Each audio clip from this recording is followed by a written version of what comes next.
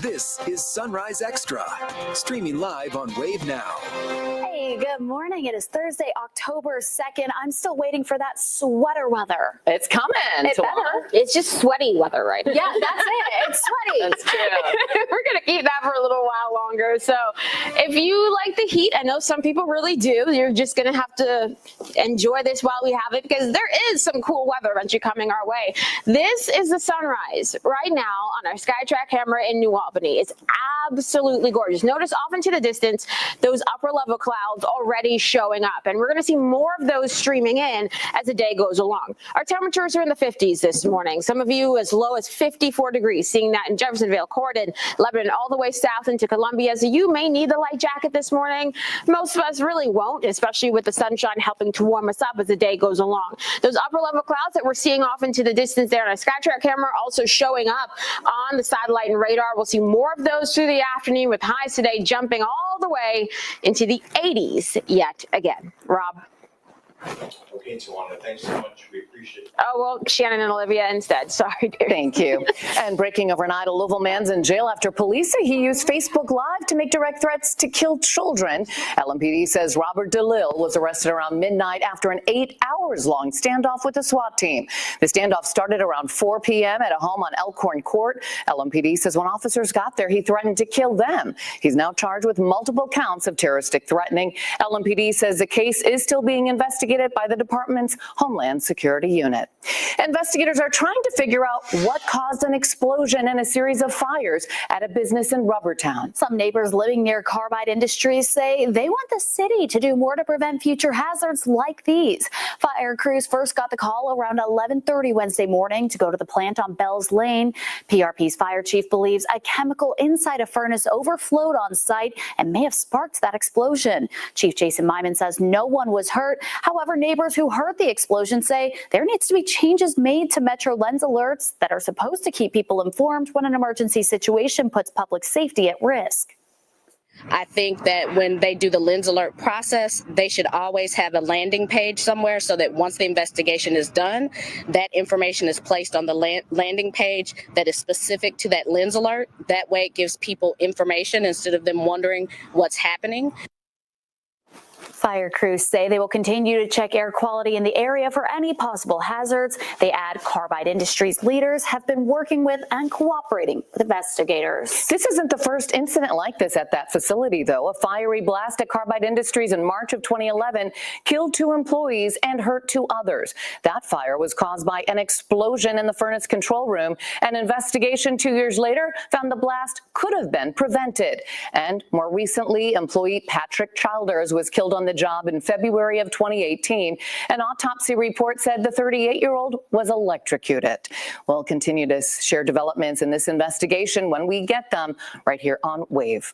We now know the names of more people arrested in a Shelby County homicide investigation. In August, the Shelby County coroner said Tim Ethington was found dead inside a home in the Spring Oaks Estates neighborhood.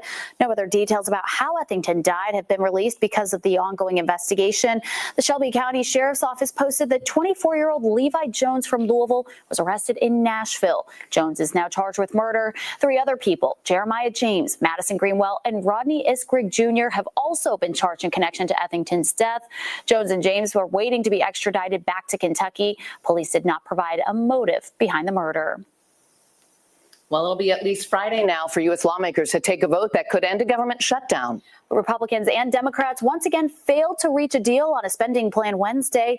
There was no movement from either side on Wednesday as both parties are locked in a stalemate. Democrats are firm on their health care funding demands. They want Medicaid cuts rolled back, Obamacare subsidies extended, and for the White House to promise not to rescind congressional spending. Republicans say they were willing to discuss health care, but not in this spending plan. I want to vote for a budget that doesn't drive up healthcare premiums, but I also need a budget that requires the president to act lawfully and not use federal spending as a way to reward loyalists and to punish people who oppose him politically. Not one ask of theirs has anything to do about keeping the government open. Think about that. That is an actual negotiation. That's not what they're asking. They're asking for a wish list of things that they put before the American people on November 5th, and the American people actually said no to. The Senate will reconvene tomorrow. They're scheduled to vote again on the GOP funding measure, which previously passed the House. Right now, Kentucky Senator Rand Paul says he is voting against the spending plan. He told Fox News the government needs to reduce how much it spends. A service that benefits thousands of Kentuckians every week will have to navigate a new reality with its budget now drastically cut. Kentucky Governor Andy Beshear confirmed the funding for Meals on Wheels that was supported by the American Rescue Plan is running out. Wave News reporter Julia Richardson has more about how our local Meals on Wheels program relied on this support and the human cost this could bring. There's got to be a way that, somebody needs to help, because there are a lot of people that really need it. A warm plate and a conversation. That's what Kim Lavelle has been getting the 3 months she's been a part of Meals on Wheels. Tuesday, the volunteer who dropped her meal off told Lavelle this would be her last one because of budget cuts. My reaction was, oh my God, why? Lavelle calls this program a big help. She has degenerative spine disease and osteoarthritis, which makes standing up for long periods of time difficult. Standing, cooking, basically housework is a major chore for me because I experience so much pain from it. Now, without the meals, Lavelle says she will have to rely more on her food stamps. My EBT is $24 a month. That's all I receive. So those meals kind of help supplement, because $24 a month isn't going to get you anything. Lavelle is feeling the impact, as will hundreds of people like her across Louisville. We were serving about 40 clients a week, and we've been told we have 7 that we can now serve. Highlands Community Ministries is a network of neighborhood churches, and 10 members are also Meals on Wheels volunteers. Executive Director Troy Burden says he is working with his board to find other ways to fund the program. It was not a good day yesterday when I had to let my 10 volunteers know that we were only going to need 1 a week now until we can figure out how to serve more people, or if funding gets restored in some way. And I mean, they were all crying. I was pretty upset, as you can imagine, because these are the neediest, the people who need help. One volunteer, Dick Burks, has been delivering for Meals on Wheels for 26 years. He says it's about much more than just feeding people who need it. For many people who are shut-ins, I'm the only person they're going to see all week. And so it's important from a safety standpoint that we get in to see them and make sure they're doing all right. Now, WAVE reached out to both Louisville Metro's Office of Social Services and the Kentucky Regional Planning and Development Agency because they both play a role in fund distribution for the program, and we have not yet heard back. A law legalizing medical marijuana in Kentucky took effect at the start of the year. But patients who have tried other medications, therapies, and treatments are still waiting to buy cannabis from a Kentucky dispensary. Wave News reporter Rob Wells is here with an update on the delays. Rob? Yeah, good morning, Olivia. I spoke with Kentucky's executive director of the Office of Medical Cannabis, that's Cannon Armstrong. He says the way to get the product in the hands of patients who could benefit comes down to licensing, from those who want to produce the product to the companies that'll help extract the beneficial oils from it, down to dispensaries. State regulators have had to go through a rigorous process to vet those who want to be part of this brand new program. So far, we've learned 81 licenses have been given the green light to grow and sell the product after prescriptions are written by physicians. And the product prescribed here, it must be grown indoors in the state of Kentucky. Backer said that the first batch should be ready before the end of this year. There has been a cultivator who has produced their first harvest, but again, it's really up to the cultivator and the licensee on where they move and when they move on that. I suspect if we're going to try to say timeframes, that it'll definitely be before the end of the year. We're hopeful that, it may be November, somewhere around that time frame, whenever the first product would be available to go to a dispensary.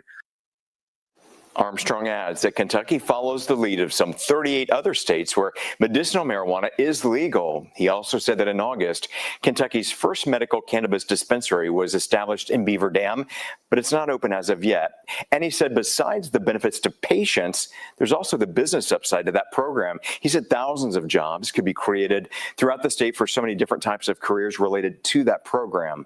Back over to you. Thank you. Starting tonight, the Jack-O-Lantern Spectacular returns to Louisville. Wave News reporter Marissa Burke is there learning about the thousands of carved pumpkins on display this year.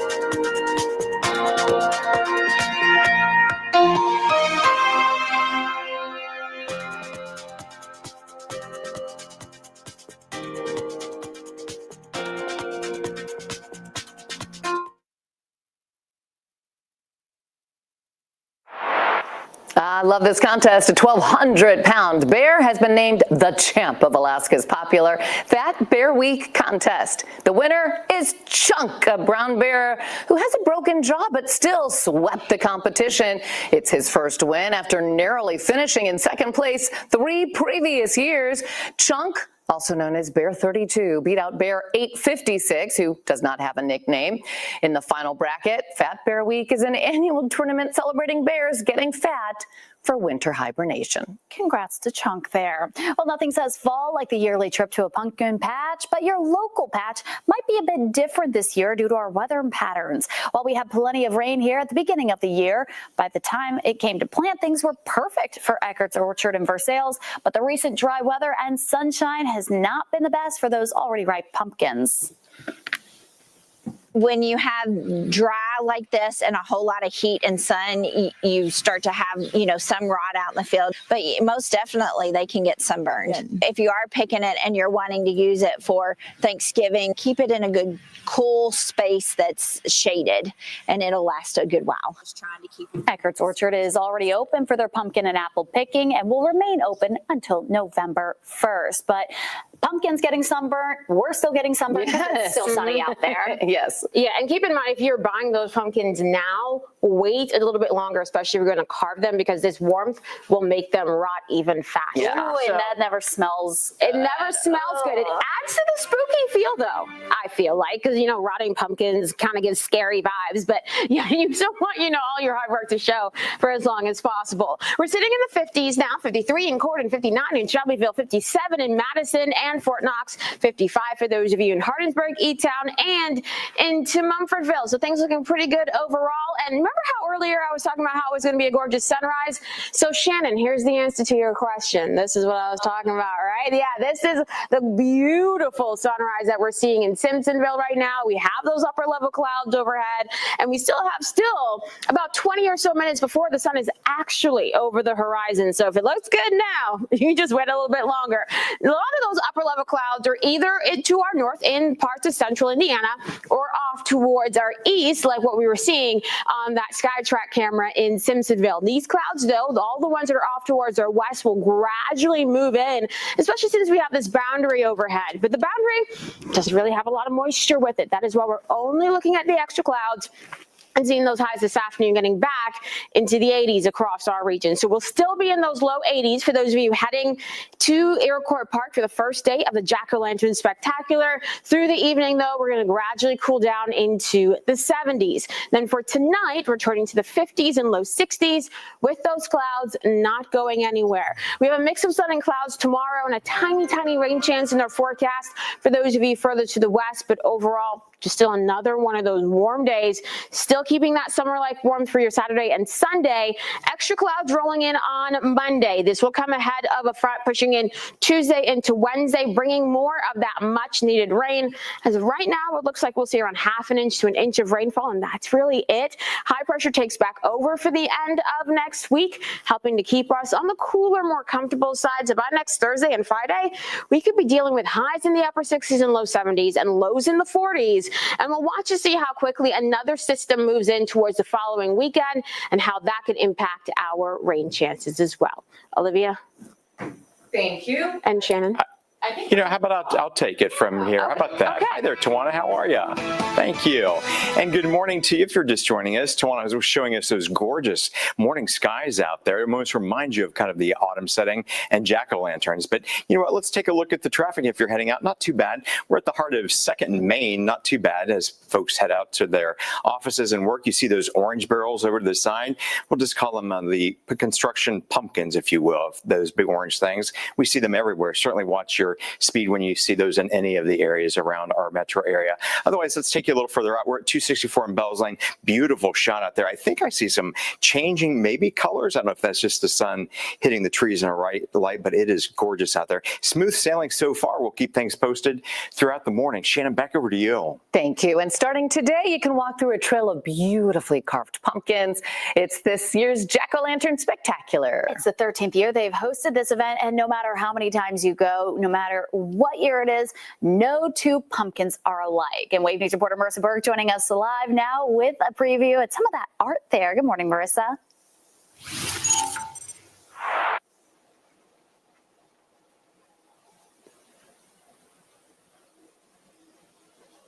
Marissa, can you hear us? Because we can't hear you. We can't hear you. I can tell she can. Yeah, we cannot hear you. We cannot hear you.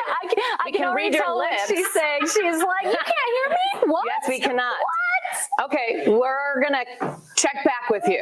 Okay. But there's a lot going on all throughout Wave Country this time of year. We'll hear about some changes coming to a Halloween favorite tradition right after the break.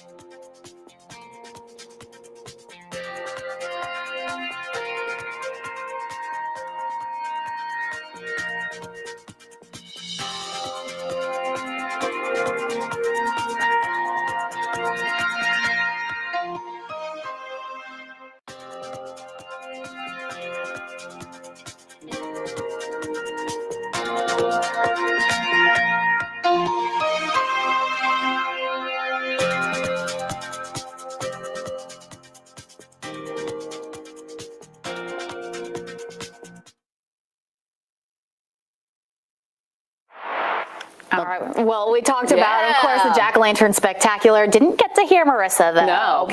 Let's go to her right now. Okay, I can tell we can hear you. You can hear me, okay, because I got a lot of good things to say, because I don't want anybody to come out here in heels like I did the first time. I have on tennis shoes. I'm here with Brooke with the Parks Alliance of Louisville. So, Brooke, what do people need to know if they're going to head out here? Well, I would say for locals, Monday, Tuesday, Wednesday nights are really great nights to come. Saturday night, we typically sell out. And keep in mind, we have 115,000 guests through this event during the course of the month. And about 50% of them come from outside Louisville. So for you locals, come on a Monday, Tuesday, or Wednesday night. Buy your tickets in advance. We have certain time slots, and like I said, Saturdays will sell out. You can also buy your tickets in person at the amphitheater on Thursdays and Fridays. Just look up on our website for the times that they're open. And then I know that it's like an hour slot that they try to sell those tickets in. So it's just to give people time. But once you're out here, it's a lot of space and there's a lot to see. So make sure you give yourself plenty of time to enjoy it out here. Well, and I would also remember you're going to need to park. We have a wonderful parking staff that's here. But that hour of your ticket, if you buy a 7:30 ticket, that line is entering the amphitheater between 7:30 and 8:30. And then you can take a leisurely stroll, but you should set aside a decent amount of time to really enjoy it properly. And there are plenty of signs out here, guys, so when you're trying to find parking and which way to go, they've done a really good job on routing you in the right direction. But as she said, when you come out here, you just have to take it all in at your own pace. So make sure you carve out plenty of time. Back to you. Sounds good. Thank you. Well done, indeed. Okay, there are some changes to the Louisville Halloween Parade and Festival. They're changing the name to, it's now Hallou, L-O-U, Ween Parade and Street Fest. It'll happen October 25th. It was originally in the Highlands, but now it's going to be in Nulu. The fun gets going at 11 o'clock with a street festival with music, candy, food, and costumes. And then as the sun sets, they'll have the parade down East Main Street. They'll also have a Halloween party for adults over 21 years old. Looking past Halloween, any Hoosiers who are in need this holiday season can now put in applications for the Salvation Army's Angel Tree program. The Salvation Army of Southern Indiana says online registration will remain open until the program is full. The Angel Tree provides clothing and gifts for children from birth to age 16. The program helps families living in Floyd, Clark, Crawford, Scott, Harrison, and Washington counties. The date has not yet been released for when applications in Louisville will be open. A classic comic strip that has millions have come to love and know has turned 75 years old today. Yeah, Charlie Brown, Snoopy and the Gang, they made their debut on this day 75 years ago. Charles M. Schultz's Peanuts comic strip began October 2nd, 1950, and at that time it was just in 7 papers. For the next 5 decades, he wrote and drew every Peanut strip, and today that strip is still in thousands of newspapers all around the world.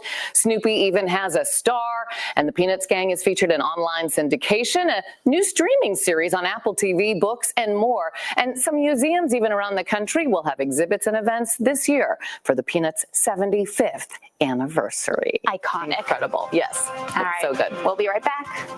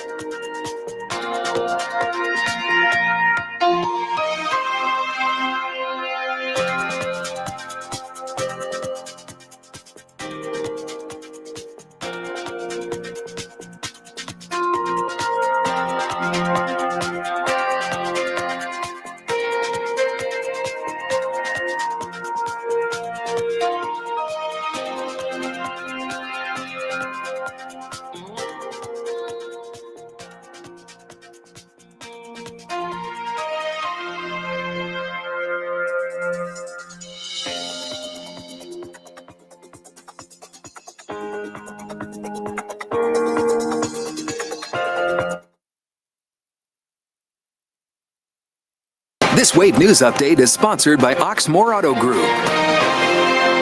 Good morning, I'm Shannon Kogan. A Louisville man's in jail after police say he used Facebook Live to make direct threats to kill children.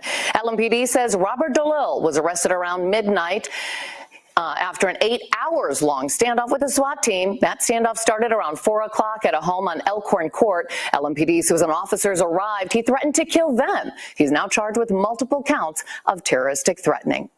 Here's meteorologist Tawana Andrew and another repeat of this nice weather. We'll have more of the pleasant weather in the forecast for today. We're starting off in the 50s across the majority of the region. Still at 62 degrees, though, at the airport in Louisville. This is the sunrise that we're seeing right now in our SkyTrack camera in New Albany, looking to the east. That light reflecting off the peaceful Ohio River. You don't have those words in that sentence very often. But yes, a quiet, calm morning out there. And we'll get to keep all of that sunshine as the day continues, eventually climbing into the mid to upper 80s for your highs as we gradually add in more of those upper level clouds. But overall, another beautiful day is on tap. Now, looking ahead, we are going to keep that warmth in our forecast. That is not going anywhere, even as we add in some extra clouds tomorrow, even as we head into the weekend. weekend. But next week is when the changes really start to show up. Tuesday and Wednesday, some showers and even a couple of thunderstorms in our forecast. And behind that system for the beginning of next week looks to come some cooler, more fall-like temperatures coming our way. Rob. Tawana, thanks so much. Keeping our eyes on the roadways this morning. Things looking pretty good, but just within the last few minutes, reports of a one-car crash. This is in the area of I-64 eastbound at 9th Street. No major slowdowns as of yet, but again, that just coming into us within the last few minutes here into the newsroom. Again, a one-car crash at 64 and 9th Street. Otherwise, things looking pretty good out there. We'll send it back to New York.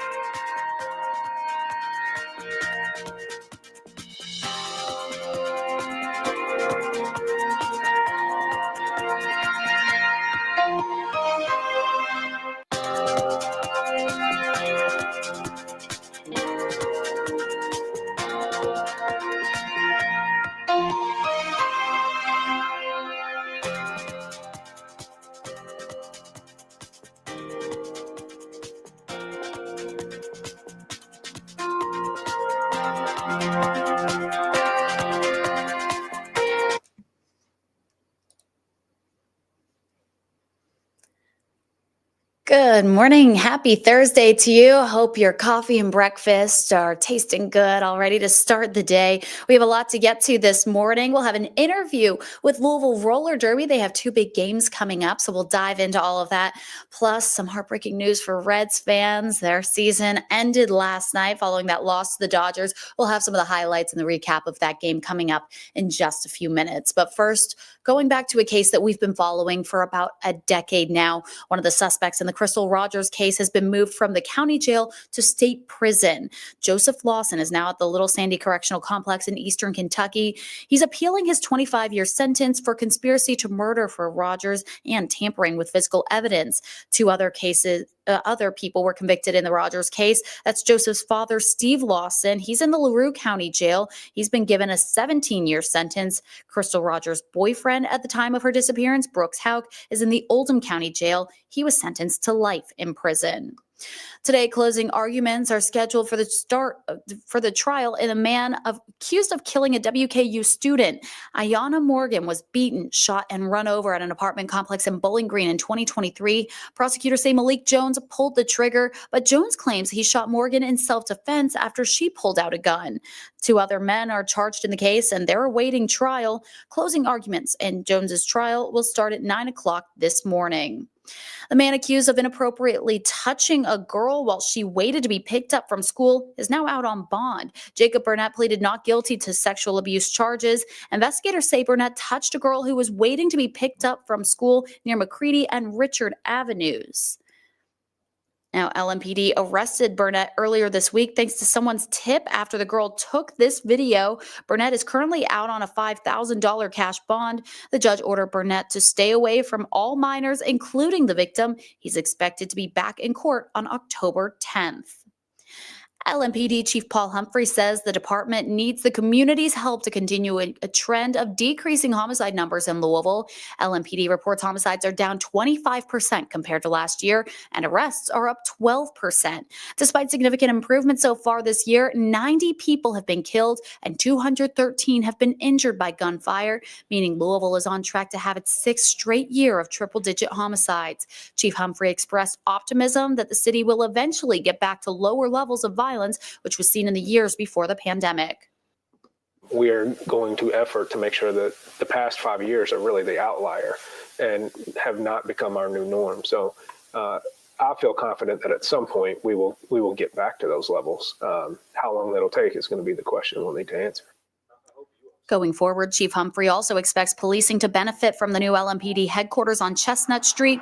Completion of renovations and full occupancy are still 2 years away. Mayor Craig Greenberg says the cost of the renovations will top $70 million. The Floyd County Coroner's Office is now picking up work in Scott County after it was discovered the Scott County coroner had not completed his required training. Brighton Ritchie was the youngest ever elected coroner in Scott County. We profiled him after his election victory, running unopposed in the general election. Indiana law gives newly elected coroners 6 months to take their required training tests and courses so citizens can be assured they're conducting death investigations properly. The Indiana State Coroners Training Board said Ritchie failed to meet that deadline, though. The WAVE troubleshooters learned the county received notice in July about Ritchie not completing his training. State law required his pay to be withheld, but the county failed to do anything for months, allowing Ritchie to collect $2,400 in payment. County commissioners' lawyers brought that issue up at their most recent hearing. I don't believe that you have any discretion to continue paying because of the nature of the language in the statute. Ritchie declined an on-camera interview. The commission said they will rely on the Floyd County Coroner's Office for death investigations for now, while their deputy coroner completes their own training. New this morning, some New Albany city councilors say their vote on the upcoming city budget could be influenced by an ongoing dispute over the Providence Mill Dam. The New Albany City Council voted last month to ask the mayor's office to turn over the costs related to the city's effort to preserve the Lowhead Dam in Silver Creek. City Councilwoman Louise Gomans told our partners at the News and Tribune the council has not received any information that was requested, and she plans to vote against the budget if the information is not provided. Mayor Jeff Gahan has previously declared to provide the cost to City Council, citing ongoing litigation. A vote on the $59 million proposed budget is scheduled for Monday. JCPS will soon accept bids from companies to audit the district's finances. This week, board leaders backed off their initial plan to hire a specific vendor. JCPS leaders say their budget hurdle is trying to cut $132 million from the upcoming school year budget. Superintendent Dr. Brian Yearwood is now asking for bids from auditors after withdrawing his recommendation for a public accounting firm at a school board meeting on Tuesday. Board member Taylor Everett says there are some pros and cons to this new approach. As much competition we can get in this district, the better. We get a better price, we get better ideas, we get new vendors. That's good for tax dollars. So I'm happy that he did the RFP, listening to some of that feedback. But what we are losing now is speed, right? I think everyone wants to get to the bottom of this as fast as possible. And so it's just going to take a little bit longer now. The district did not provide an exact timeline of when a new auditor would be selected. New this morning, a federal grant has been secured for the Kentucky Education Development Corporation. The more than $20 million grant will help boost education across the state. The Education Development Corporation serves students across 27 schools in 12 districts. The corporation says it will use the money to help schools boost programs that improve student academic performance. Breast cancer impacts hundreds of thousands of women in the U.S. each year, with 1 in 8 women receiving a diagnosis within their lifetime. But the risk of developing breast cancer is more than just genetics. Age is another factor that can mean you're at higher risk of developing breast cancer. Half of all the diagnoses in women are above 62 years old, and half of all breast cancer deaths are in patients above 70. But Norton Healthcare leaders say some risk factors are preventable. Weight, exercise, diet rich in fruits and vegetables, and kind of keeping an eye on alcohol consumption are the real 4 things that, again, can probably in total 30-35% reduce the risk of getting breast cancer, independent of hereditary background, family history, anything like that. Women are recommended to begin annual mammogram screenings at 40, but are encouraged to go earlier if they're at high risk or suspect any breast abnormalities after a self-exam. And there are several events around Wave Country to get those important exams. Norton Prevention and Wellness will have their mobile prevention center at 2 YMCA branches, and you can either walk in or make an appointment on the YMCA's website. Louisville Family Health Centers are also offering free screenings, and you can check their website as well to make an appointment.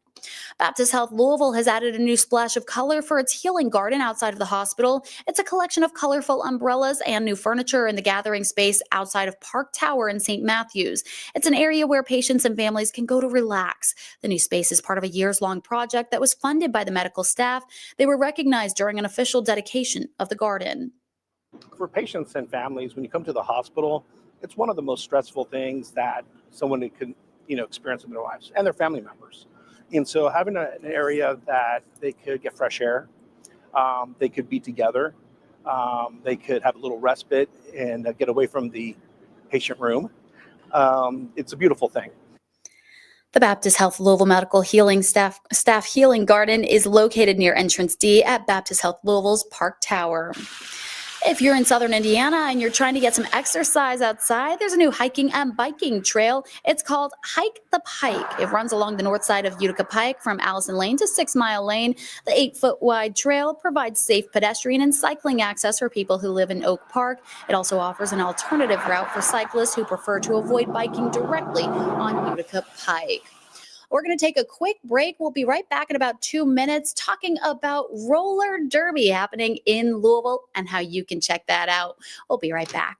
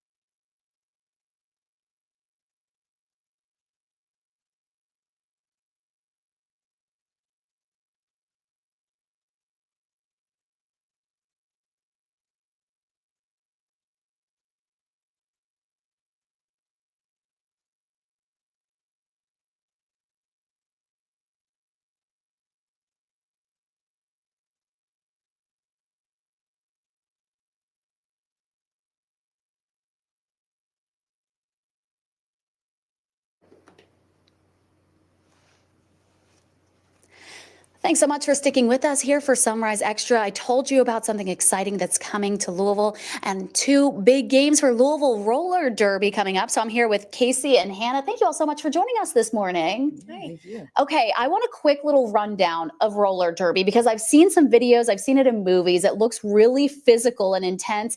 Kind of give us a brief rundown of what this is. Essentially, it's a game of points, and you've got 2 packs of blockers out on the track, and each team fields a jammer, which is the person wearing the star, and the point of getting the points is trying to get the jammer to pass the opposing blocker's hips by lapping them on the track. I mean, even just watching that video right there, that's intense. Mhm. Is it really as intense as it looks? I mean, that's a fight right there.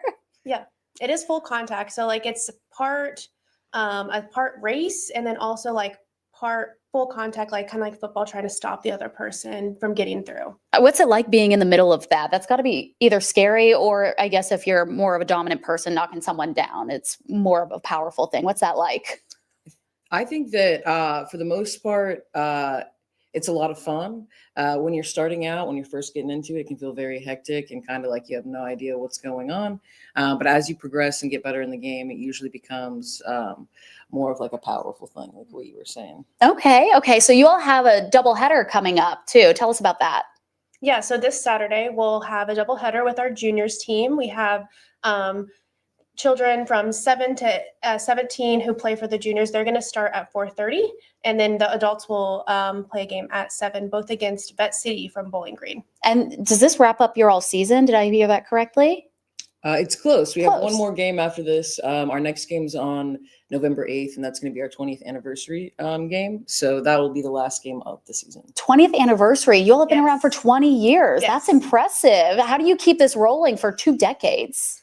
Lots of hard work and dedication from our team, mostly. Absolutely. And then something really important to highlight too. It's not just a game. You're not just out there having fun, knocking people down. You all are also a nonprofit. Tell me about that. Yeah, so we are a nonprofit. We are completely skater owned and operated.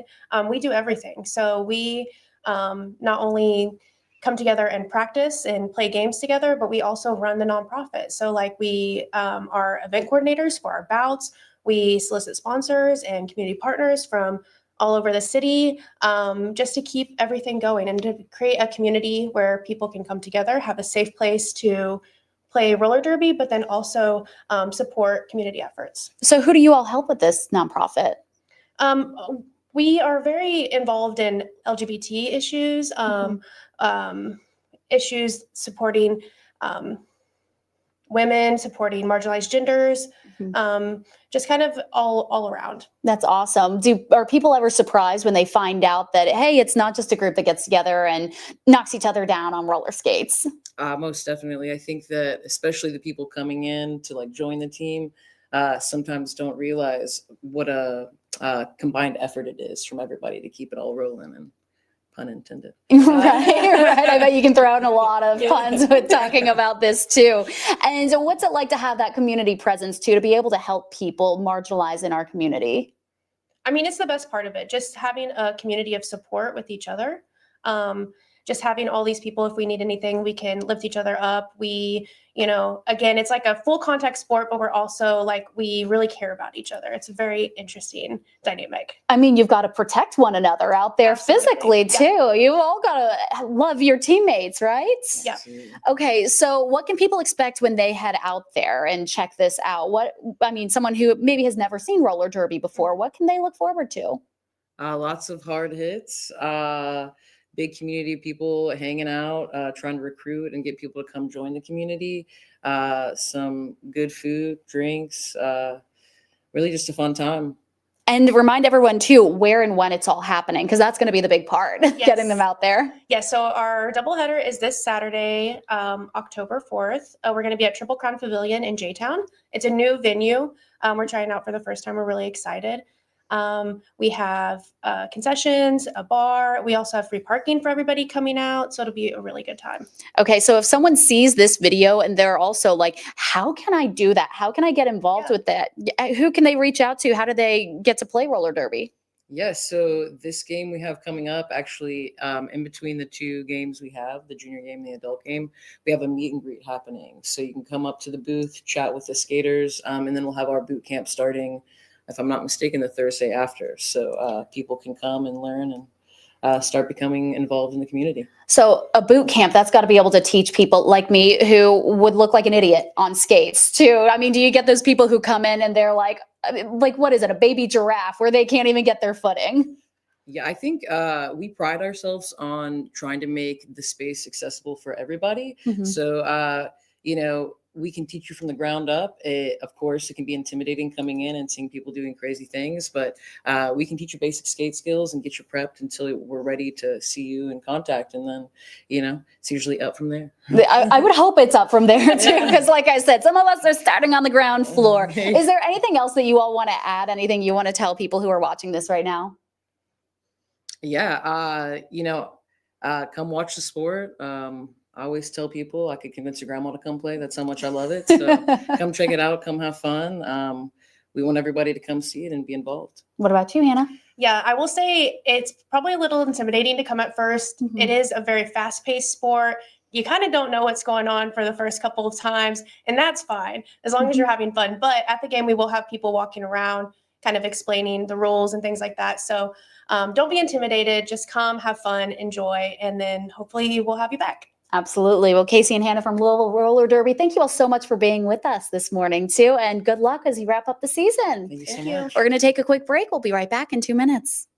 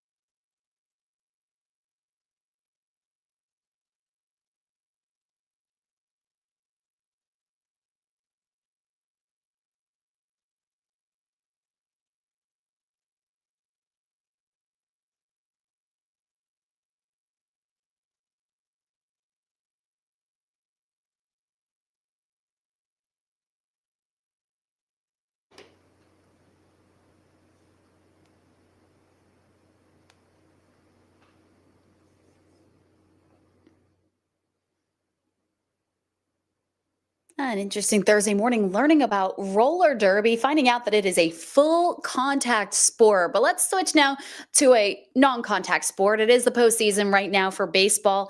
And bad news for Reds fans. They're waking up finding out that they are now out of postseason play. They lost last night's game to the Dodgers. It was a 3-game series, and it looks like the Dodgers won those first 2 games of it, so not even giving the Reds a shot at that 3rd game. The Reds started the game scoring 2 runs in the 1st inning, but that lead only lasted until the 4th when the Dodgers were able to tie it up and take a 3-2 lead. They never looked back. LA would go on to win it 8-4. It was the first playoff appearance for the Reds since 2020, and they still have not won a postseason game since 2012. They'll have to wait until next year to try again for that.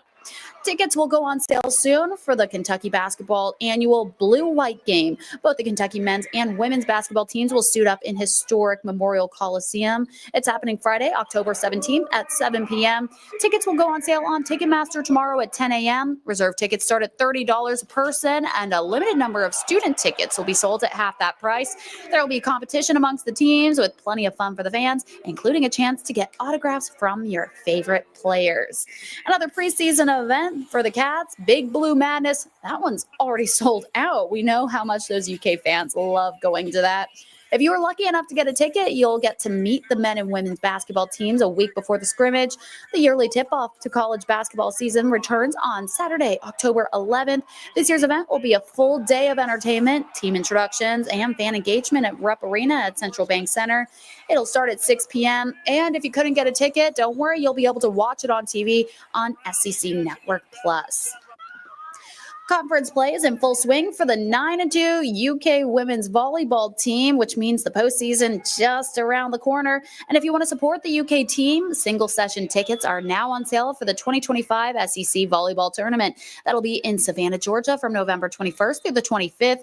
A single session ticket will provide access to all the matches on the day that you bought. General admission will be $24. Reserve seating will cost you $29, and club level tickets will run you $40. All session tickets, giving you the chance to go to every match of the tournament, start at $75 for general admission. Hope Scarves is a global nonprofit organization that provides headscarves for cancer patients. And with October being Breast Cancer Awareness Month, Louisville City players will spend Friday packaging scarves to be delivered to cancer patients.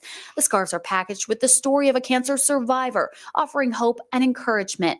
Founded in 2012, the organization is based right here in Louisville. The event is part of Lou City's Pink Night, a partnership with U of L Health to raise breast cancer awareness and recognize members of the community impacted by the disease. If you want to show your support, the proceeds from the pink jersey sales will benefit U of L Health's Brown Cancer Center. So a great cause there and great iconic jerseys if you want to get one of those. That's all the time we have here for Wave Sunrise Extra. Thank you so much for joining us on this Thursday. Hope you have a great day and have a good attitude about it because tomorrow's Friday, which basically means it's already the weekend in my mind. Thanks for joining us. Hope you have a great day.